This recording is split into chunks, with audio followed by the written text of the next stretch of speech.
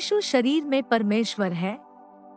ये क्यों आवश्यक है कि यीशु शरीर में परमेश्वर है? क्योंकि यीशु पवित्र आत्मा के द्वारा कुंवारी मरियम के गर्भ में आया था। यीशु मसीह की वास्तविक पहचान पर संदेहियों से सदैव ही हमेशा पूछताछ की है।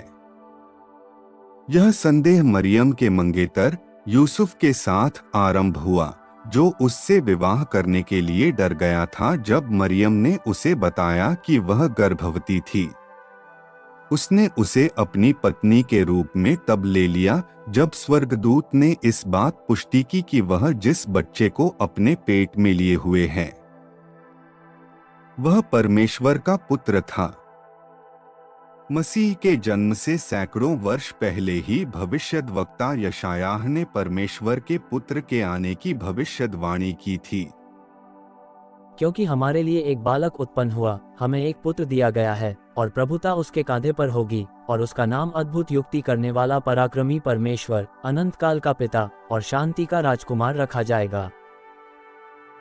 जब स्वर्गदूत ने यूसुफ से बात की और यीशु के होने वाले जन्म की घोषणा की, तब उसने यशायाह की भविष्यवाणी की ओर इंगित किया कि देखो, एक कुंवारी गर्भवती होगी और एक पुत्र जनेगी और उसका नाम इम्मानुएल रखा जाएगा, जिसका अर्थ है परमेश्वर हमारे साथ। इसका अर्थ यह नहीं था कि उन्हें उस बच्चे को इम्मानुएल नाम देना था। इसका अर्थ था कि परमेश्वर हमारे साथ ही इस बच्चे की पहचान थी। यीशु मनुष्य के साथ रहने के लिए शरीर में परमेश्वर आ रहा था। यीशु ने स्वयं के ईश्वरत्व के प्रति सोचे जाने वाले विचारों को समझ लिया था। उसने अपने शिष्यों से पूछा, लोग मनुष्य के पुत्र को क्या कहते हैं कि वह कौन है? उनके उत्तर भिन्न थे, जैसे कि आज के समय में होता है। तब यीशु ने दबाव डालते हुए एक और प्रश्न पूछा, परंतु तुम मुझे क्या कहते हो? पतरस ने सही उत्तर दिया कि तू जीवते परमेश्वर का पुत्र मसीह है। यीशु ने पतरस के उत्तर की सच्चाई की पुष्टि की और प्रतिज्ञा की कि इसी सच्चाई के ऊपर वह अपनी कलीसिया का निर्माण करेगा। यीशु मसीह का वास्तविक स्वभाव और पहचान के शाश्वतकालीन महत्व हैं। हर एक व्यक्ति को यीशु के द्वारा उसके शिष्यों से पूछे गए प्रश्न का उत्तर देना चाहिए, तुम मुझे क्या कहते हो? उसने हमें कई तरीकों से इसका सही उत्तर दिया है।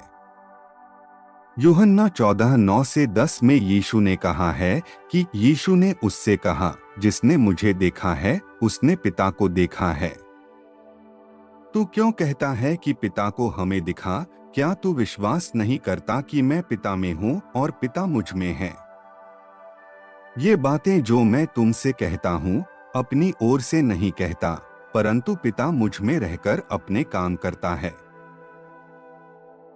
बाइबल यीशु मसीह के ईश्वरीय स्वभाव के बारे में स्पष्ट है।